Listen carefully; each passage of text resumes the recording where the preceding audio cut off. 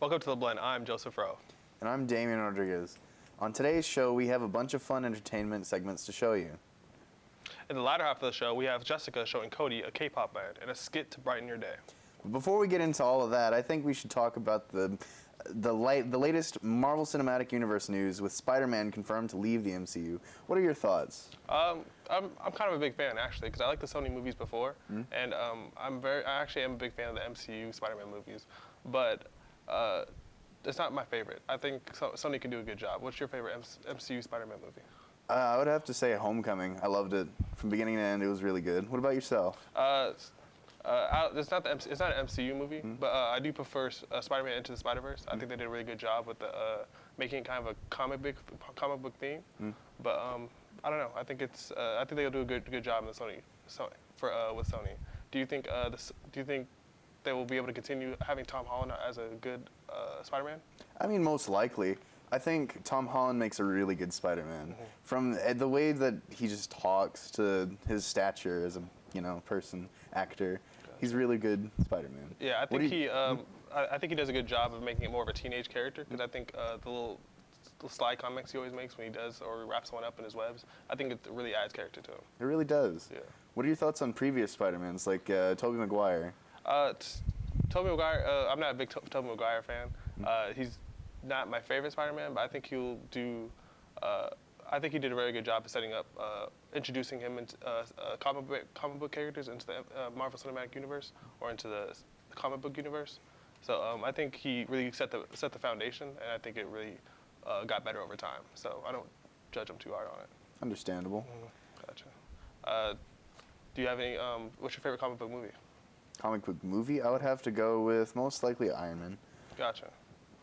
I like Tony Stark. Of course, he's definitely one of my favorites too. Honestly. Gotcha. Aside from Spider-Man, who would you have to place? Oh, definitely. I like the Flash. The Flash is my favorite superhero of all time. But if you're talking about MCU wise, I like Thor. Okay. Gotcha. Well, this has been an awesome chat. But now let's head into the lumber feud and see our colleagues compete with their superhero knowledge.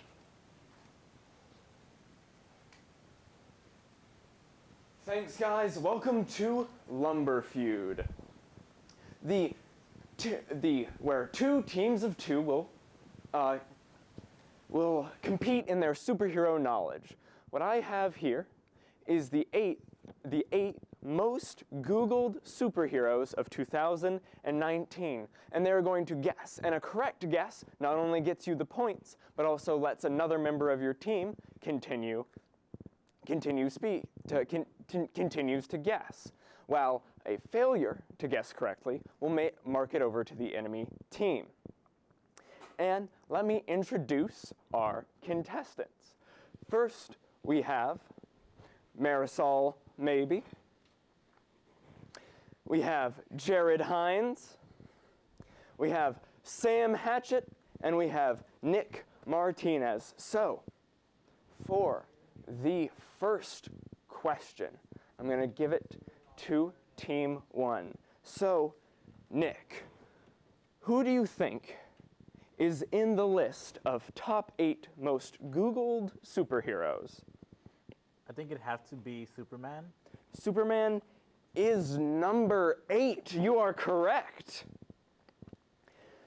And that is 2 points for your team for guessing the bottom one.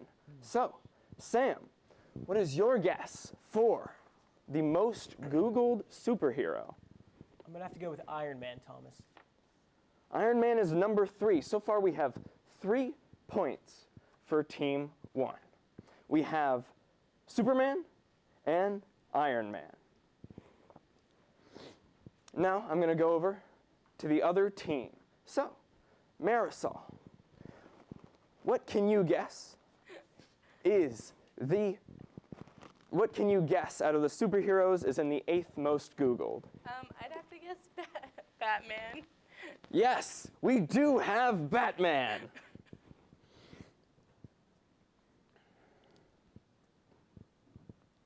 All right, and I'm going to bring it over to Jared. Right now it's currently 3-1. Jared, what do you think is the most Googled superhero? Given all the news, I'm gonna go with Spider-Man. That's my boy. Spider-Man is correct. In fact, Jared, Spider-Man is number 1.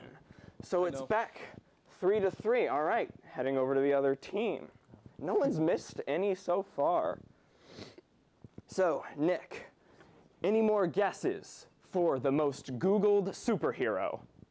I would have to say Black Panther because of his latest movie.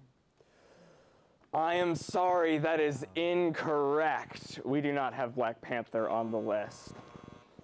But good guess, good guess. So that brings it back to Marisol. Sorry, Sam. Marisol, do you have any guesses for the most Googled superhero? I think so. I think I'm going to guess Captain America. Captain America is up there. You are correct. All right, since you got it right, Jared, what do you have? Come on, it's getting intense. It's Yeah, I know, 3 it's to a lot of 4. pressure. I'm gonna go with personal favorite, my boy Deadpool. Deadpool is not on there.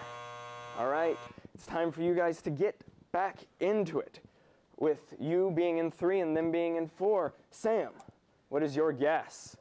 I'm gonna have to go with a classic. I'm gonna go with Thor. Thor is not on there. I am sorry. All right, I'm gonna bring it to Marisol. Okay. I'm going to go with Wonder Woman. Wonder Woman is not on there. I am sorry. So, Nick, do you have any guesses for the most Googled superhero? I would have to say Hulk. Hulk is on there. At number 7, only 2 more, and it's 4-4. Sam, how you feeling? I've been better. Okay. I'm starting to blank. All right. So, what is your guess for the most Googled superhero? I'm gonna go with Doctor Strange. Ooh, Doctor Strange is not on there. Come on. We are at a tie. Jared, I think now. there are 2 left. What is your guess for the most Googled superhero? It's a hard question. All my boys are up there except for Deadpool, of course. But I'm gonna have to go with Thomas. I'm gonna go for Star-Lord. Sorry, Jared, Star-Lord is not on there. This is where it's getting to the wire. All right, Nick, your team's counting on you. Most Googled superhero. There's only 2 left. Down. Maybe Black Widow. No, Black Widow is not on there. I am sorry. All right, Marisol, we don't have much time left. So, I have one. You I have one. And I really hope it's up there because I can't think of any more. Okay. But Aquaman. Aquaman is up there at number 6. Now, Jared, do you want to try to guess the final one? It is 5-4. Do you want to continue that lead? Can you guess the final one? We'll go with what's his name? I think it's Falcon. Is that his name? The Falcon? Something like what's his? The Falcon is not up there. Well, with this team in the lead and our time almost up, let's reveal what was the final most Googled one. It was Captain Marvel. Oh, Captain Marvel. Yes. That makes sense. But with the points all tallied up, I'm going to have to give it to Marisol and Jared for winning this edition of Lumber Feud. Well, this has been Lumber Feud. Congratulations to Team 1. And now, don't go yet. After the break, we have 2 more great segments for you to enjoy. Hey, welcome to The Blend. Up next, we have Jessica Vance.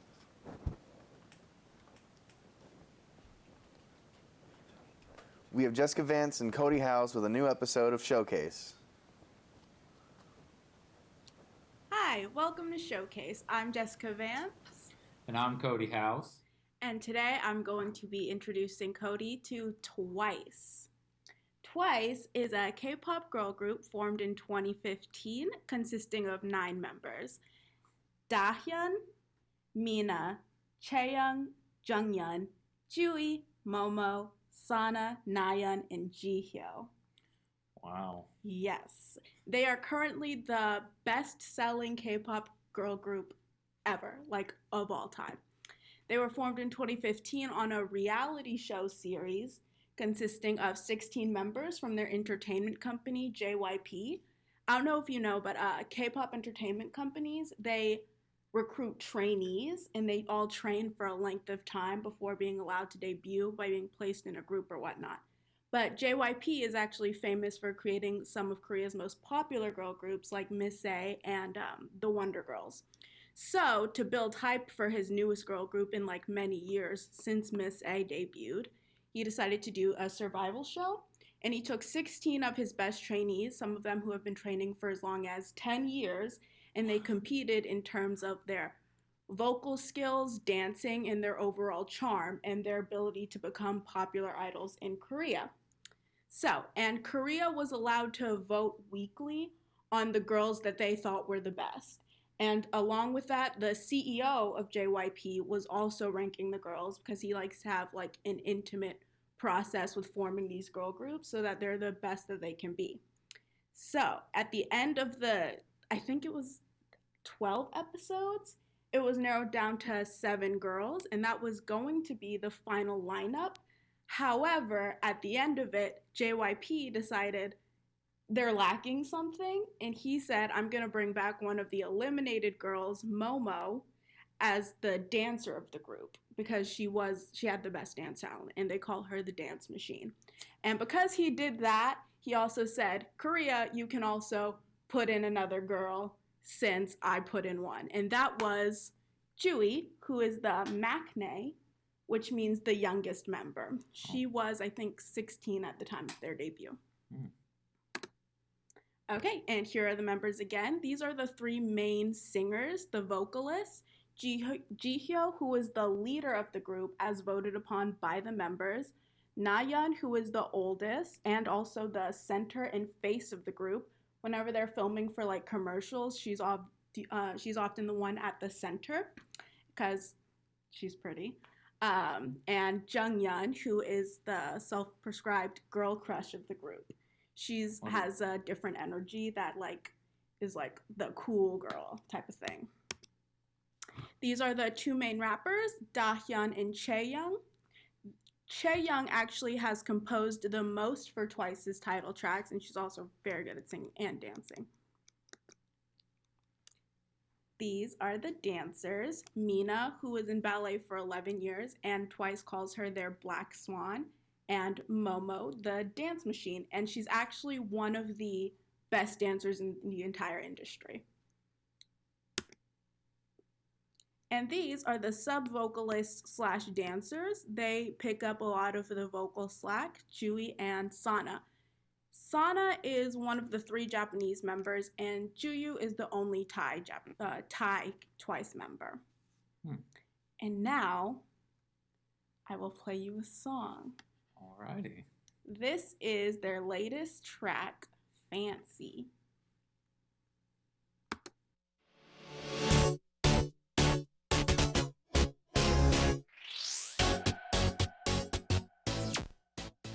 As you can see, they're very colorful, which is one of the reasons they're super popular, as well as their youthful energy. Is that common in this genre? Actually, I think one of the reasons that they were so popular is like the youthful and colorful concepts are common, but they debuted during a time where a lot of other girl groups were doing the sexy route. Okay. So they were like a breath of fresh air in that time. So is this to appeal to teenagers or all kinds of demographics? They really appeal to all kinds of demographics in Korea. Like, I forget what they're called. They have a lot of male fans, obviously, as well as like young people and like tiny children. So, how you mentioned how they formed, that sounds a lot like how old Hollywood used to create stars. Like, they used to make people take acting lessons, dance lessons, singing lessons, Yeah. and groom them for a contract to become a star. So, you talk about the show that they were on. How is that different from, like, say, an American Idol? Because that sounds kind of like American Idol a little bit. It's not that different. Like, Korea loves that stuff. There was also a different reality show called Produce 101, where it was 101 female trainees from a bunch of entertainment companies competing against each other. It was really popular. And like, say, you know how Disney forms their little pop stars here in America. How is the way they do it different than how Disney does it? I'd say, let me think. I think Disney, like, they mostly probably recruit people who are already, like, in the industry and, like, doing well.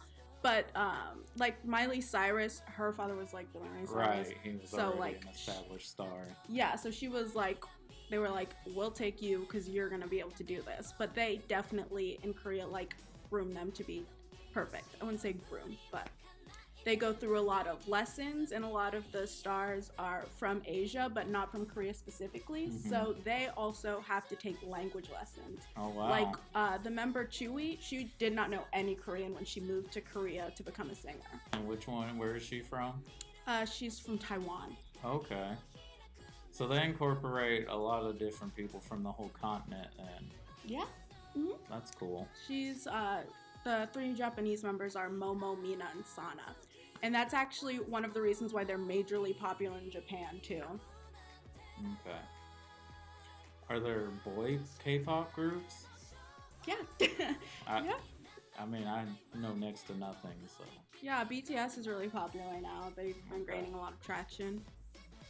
So is the main girl the one you were talking about with the bangs? Like. Bangs? Yeah. Here? Yeah, is Mina. that the one? Okay. And is she the center one? No, I'm because sorry. that they're oh no, you're fine. Because they're singing and dancing, they change formations a lot, but the way you can tell the center is by whoever's in the middle at the end.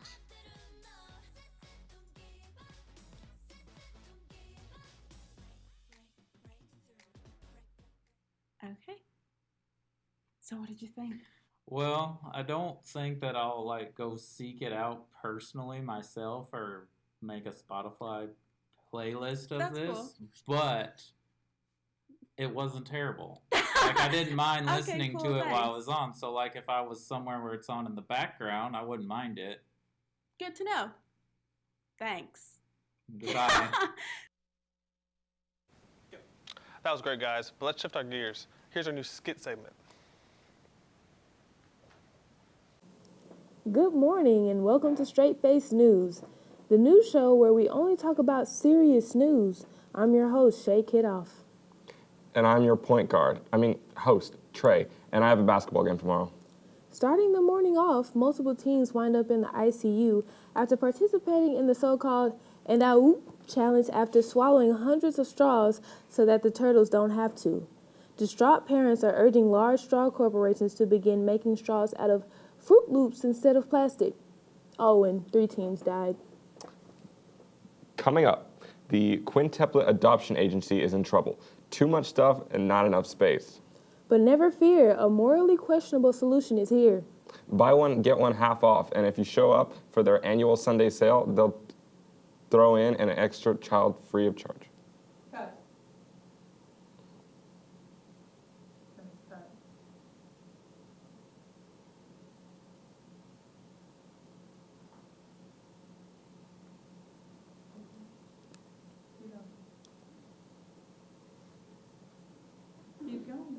Who knows? And finally, the news we've all been waiting for. Peppa Pig has announced her retirement from the television industry, claiming that her instant rise to fame was too much to handle. Peppa Pig has yet to comment on this decision, but Daddy Pig recently took to Twitter saying, "Snort, snort, oink." I think that really says it all, don't you? I agree. I couldn't have said it better myself. Peppa Pig will be missed dearly out here on the big screen. In other news, people are still terrified by clowns, as seen by It Chapter 2. It what? You know it. No, I don't know what it is. You don't know it? How can you not know it? Well, I don't. You know, you'll float too. Floating, but I can't swim.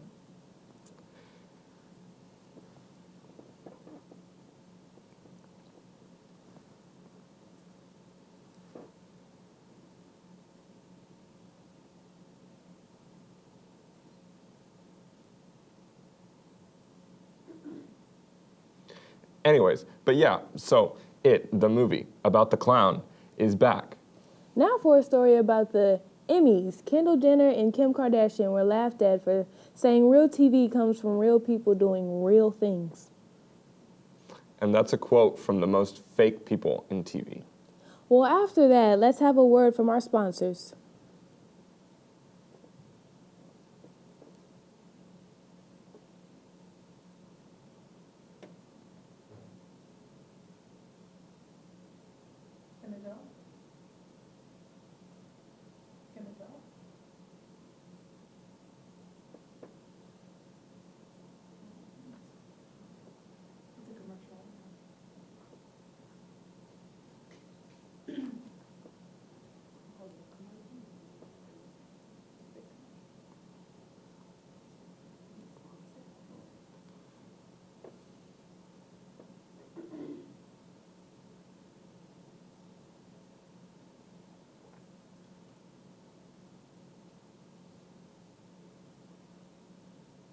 That was great, folks.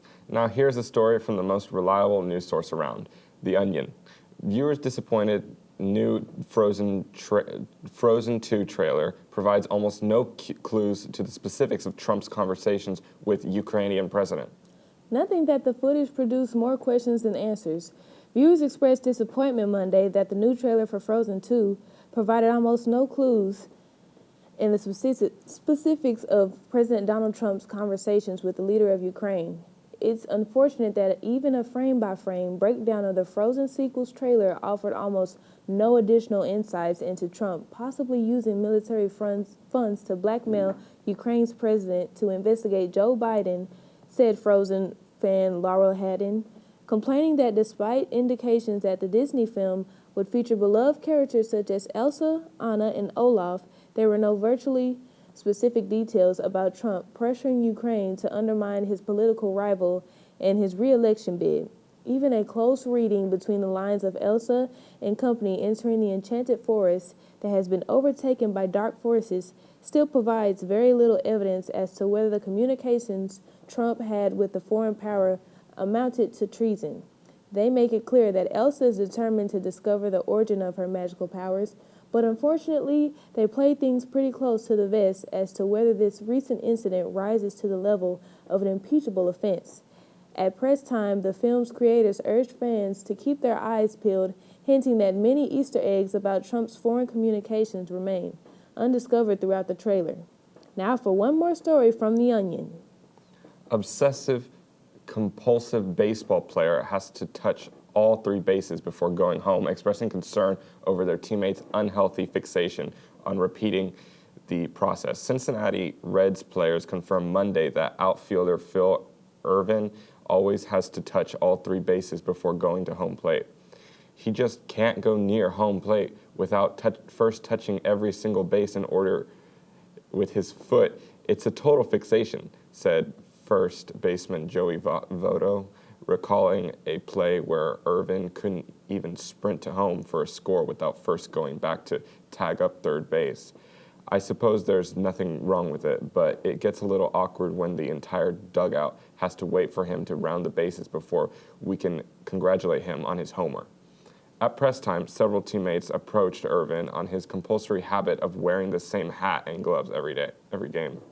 That's all we have for you today, folks. Have a great day, and don't forget to tune in next week. Well, it's been a great show, but that's all the time we have left. Be sure you follow our social media. Our Twitter and our Instagram are @TheCrewSFA.